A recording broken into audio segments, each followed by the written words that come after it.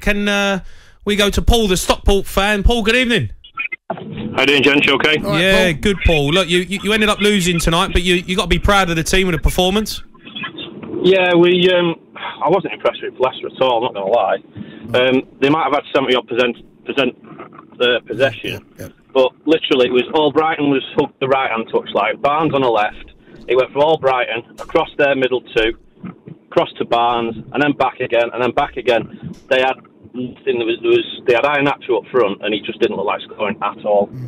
Was you at the game? So I'm guessing you was at the game, Paul. What? Yeah. Did you see any kind of animation from Brendan? What was his kind of mannerisms like? Not really. He was up quite a lot, but he wasn't really animated. He just looked a little bit lost, to be honest with you. And the Leicester fans obviously weren't getting behind the team at all. There were 1,300 of them, I think, and it was the quietest I've heard Edgley Park from away fans before. I'm just looking at the shape of the team. Obviously, Jay and I haven't seen it. Did you play a 5-4-1? Leicester? No, you. Stockport. We played 5-3-2. 5-3-2. Right. Okay. Yeah, we had three at the back, and Albrighton hooked that right touchline, and to be fair, they were banging it out to me. He was putting crosses in, but there was just nothing on the end of it. No one getting on the end of it, and if he did, Iheanacho nearly hit the corner flag with one of his headers. Yeah, Paul, thanks for your call. Appreciate it. It's not looking good for Leicester, and I think he's on the way out, Brendan. I really do. I think he might be gone. It's not looking good for him right now. You know, when sometimes it just comes to an end with a manager. Yeah, and you know, the beginning of the season is always one of those. You want to get the first point. You want to get that first win, and he's scratching around now. That's League Two they just played tonight. No, League Two. I know, but Cundy, you've played in these games. I've played in them games. They're not easy games because you're expected to walk it. You're expected to roll over and just beat them comfortably. And these League Two sides, it's League Two. It don't matter that it's League Two. They're fit. It's their cup final. They're buzzing for this game. I think they've lost 3 of the last. I think they've. Stockport on a wretched run themselves. Yes, it's not like they're playing. No, but they're playing a Premier League team. I mean, you're going to go up 20% in that game, just in your energy. And mate, that's not acceptable, though, is it? It's not. If you're a Leicester fan, you're hearing what they're saying. They've gone through. Yeah, they've gone from red. I'll tell you what. Let's listen to Leicester gaffer Brendan Rodgers speaking to talkSPORT's Declan McCarthy. Can you just summarise the spell you're going through at the moment over the last couple of games, and in particular how difficult it was tonight? Yeah, it's been a challenging period. There's no doubt about that. Of course, the spotlight been on the club with no signings, and clearly we wanted some. But I think the players are doing their best. It's a challenging period. There's no doubt about that.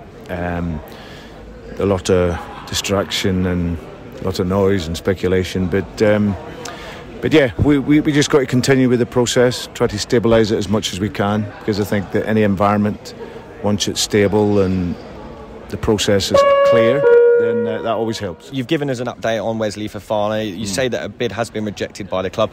Brendan, you've been around football for many years, around players. When do you want to get this situation sorted so you can move on and compete in the transfer window yourself? Yeah, it's always better if it's done sooner rather than later. The player clearly wants to go, and it's really about the clubs finding an agreement. So I think once that happens, then it'll only be resolved then. That was Leicester gaffer Brendan Rodgers doing an interview from Gatwick Airport. Sounded like it, didn't it? He's already off. The process is clear. Then Brendan Rodgers. Last call for Brendan Rodgers. Let's hope it's not the last call. So here's their next 5 fixtures, right? They've got Chelsea away at the weekend, right? See, we'll make it that way. Yeah, so 3 points for Leicester. Then they got Man United at home. Another 3 points. Yeah, so actually, they got quite a nice run. They got a decent run. Right? But then they got Brighton away. Then they got Villa. The process is clear. And then they got Spurs. There's some tough games in there, mate. Fixtures. Yeah, but every game's tough in the Premier League. Do you know what it is? When you're at the bottom, it's horrible, and you can't, and you're in a bad run. Every fixture looks tough. I know. You go, God, look at that one. I've been there. I've been there. You're looking at going any danger of Norwich. Yeah, you would have. Yeah, where's Norwich? Where's Norwich when you need them? Honestly, that's a tough run there. Real tough run. It is a tough run. Let's go to Tom, who's a Leicester fan. Tom. Evening, chaps. You're right. All right, Tom. Yeah, Tom. What did you make of Brendan? Tom's voice. Tom. Oh, mate.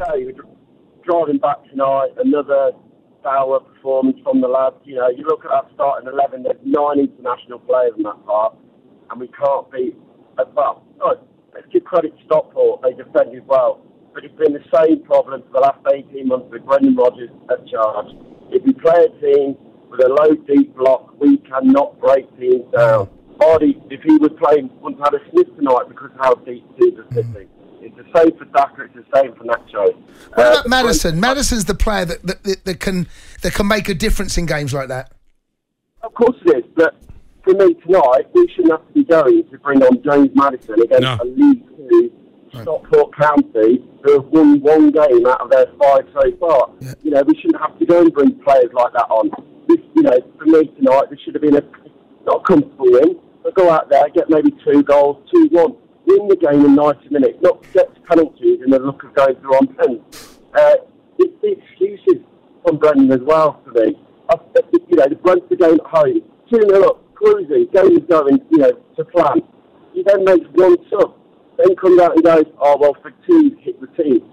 Do you not know you can make 5 subs now in the game then at that point? You know, the same at the weekend. He made subs, but he shot himself in the foot because he basically let Ward-Prowse and Peters bomb down that right-hand side and attack the fullback. He had no cover off he took Harvey Barnes off. Tom? It just feels to me there's mistakes from Brendan at the moment. That's my biggest concern. Tom, do you, listening to you and the Leicester fans we've spoken to, looking at the league position, look at the games coming up, do you think that this next month, 6 weeks, could prove a bit too much for him and that if results don't go your way, his time could be up? Is that what you're saying? Let's be honest, I think he got to the Brighton game to get a win. Let's not lie, Chelsea's not going to win any easy games. They're going to be hurting after losing to Leeds at the weekend 3-0. They're going to want a big response in front of the Stamford Bridge crowd.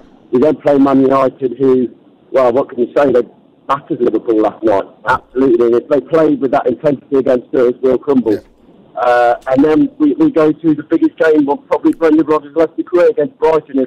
And if he doesn't get the points, that'll be a tough game. And it will be a tough game because Potter's a very good manager. That'll be 6 games and 1 point. And for me, you're in a relegation scrap before you even start the season if you've only got 1 point after 6 games. I just think, as well, watching Rodgers, the moon on the touchline, there was false promises made to him before the summer. He spoke about players he'd spoken to that were going to come to the football club. It was all agreed. He got back, and there's no way to do it because we've brought players in the past. There's too many players in the club, and now we can't shift them out. He doesn't look like a man who wants to be in that dugout anymore. And if that is the case, for someone who's the 4th highest paid manager in the Premier League, then do the right thing and step aside if he doesn't want that job anymore. He's not going to step aside. Oh, Brendan's not going to step aside. Well, you don't know that. You don't know. Tom, no, I don't. Tom, you cut out. Tom, you cut. Tom. Sorry, mate. Yeah, you cut out on the Leeds Chelsea score. What was it again? I lost you. Yeah, 3-0 Leeds right now. Tom, thanks for your call. Keep things coming in. 03 717 22 33 4.